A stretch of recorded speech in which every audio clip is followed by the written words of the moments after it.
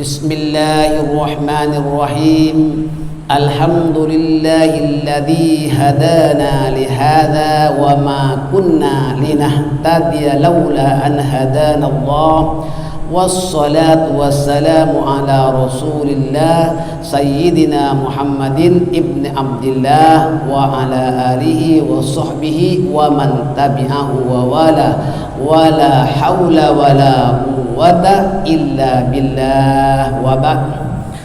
Para jamaah hadirin dan hadirat sekalian, hari ini kita akan menjelaskan hikmah solat berjamaah. Solat berjamaah adalah solat yang ditekankan oleh Rasulullah SAW, di mana baginda menekankan kepada para sahabatnya untuk mendirikan solat berjamaah, karena solat berjamaah itu mengandungi banyak hikmah dan pahalanya yang berlipat ganda.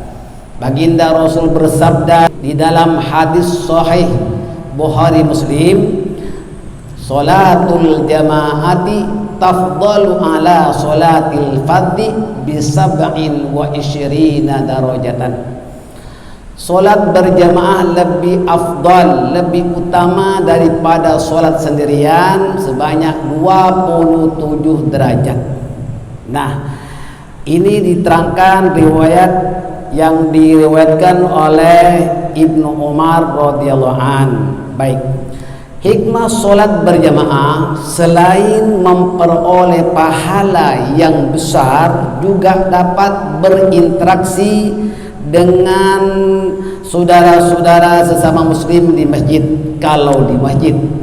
Tetapi juga selain kita mendirikan solat di masjid, boleh kita solat di rumah.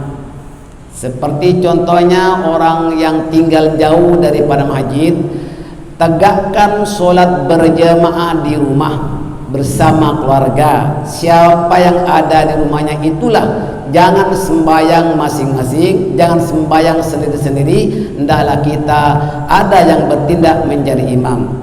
Ibu boleh jadi imam bagi anak-anak perempuannya, ya, tetapi tak boleh menjadi imam bagi anak laki-lakinya.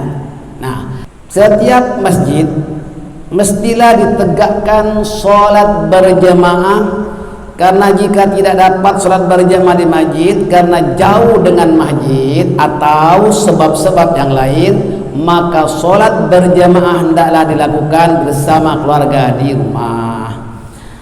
Sebuah rumah yang ditegakkan solat berjamaah di dalamnya akan membawa keberkahan dan ketenangan kepada penghuninya.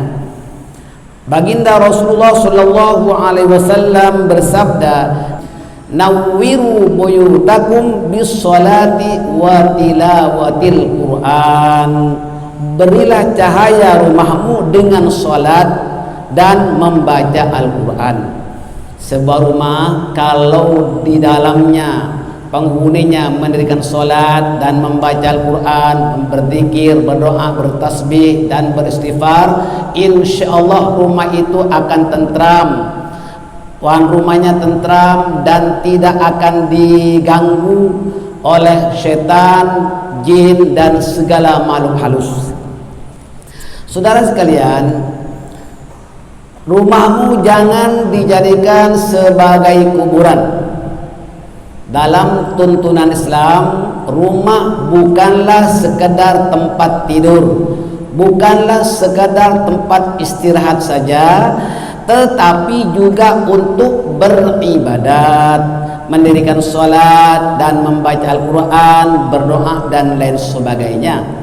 Ini dianjurkan oleh Rasulullah SAW yang diriwayatkan dari Ibnu Umar radhiyallahu anhu, "Ij'alu min salatikum fi buyutikum wa la tattakhiduha qubura." Jadikanlah sebagian salatmu dilakukan di rumahmu, dan janganlah kamu menjadikan rumahmu itu sebagai kuburan. Muttafaq alaih. Hadis lebih sahih daripada hadis Bukhari Muslim. Nah, ya kalau rumahnya itu bagaikan kuburan, ya berhantu itu, maka tidak mustahil rumah yang tidak digunakan tempat sholat, tidak pernah dibacakan Al-Quran, besar kemungkinan mudah sekali diganggu oleh setan, oleh makhluk halus, dan berhantu rumah itu. Maksud janganlah rumahmu dijadikan sebagai kuburan ialah janganlah menjadikannya tempat tidur saja. Jika rumahmu jauh dari masjid, baiklah mendirikan sholat berjamaah di rumah. Rumah yang digunakan untuk sholat berjamaah akan membawa ketenangan kepada penghuninya dan membawa keberkahan. Insya Allah barakah, rumahnya tenang, bersinar, tidak ada gelap-gelap gangguan daripada makhluk halus. Pada saat anak-anak kita dan ahli keluarga berada di rumah dan waktu sholat telah masuk, ajaklah mereka mendirikan sholat. Latihlah mereka mendirikan sholat dengan berjemaah bersama keluarga. Ya, jangan kita sholat sendiri-sendiri kecuali kalau sholat sunat. Insya Allah barakah sampai besar dibawa ke masjid. Sekali-kali datang ke masjid, jangan sembahyang di rumah terus, mesti datang ke masjid. Jauh atau dekat tak menjadi soal. Sebab apa? Langkahnya ke masjid itu dapat menebus dosanya dan menjadikan dosanya diampuni oleh Allah Subhanahu wa ta'ala. Amin ya rabbal alamin.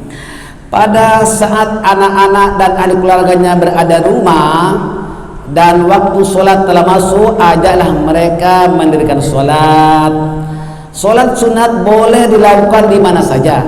Saya ulang kembali, sholat sunat boleh dikerjakan di mana saja, sama ada di rumah ataupun di masjid. Namun apabila dilakukan di rumah, ia akan menyinari rumah dan membawa berkah kepada penghuninya. Nah, artinya apa? Kalau kita suatu saat tak sempat ke masjid, mungkin karena jaraknya jauh, baiklah sholat di rumah bersama keluarga, sembahyang fardu berjamaah. Jangan istrinya pula sembahyang fardu di biliknya, suaminya sholat fardu di hallnya. Itu tidak digalakkan dan tidak dianjurkan oleh Islam.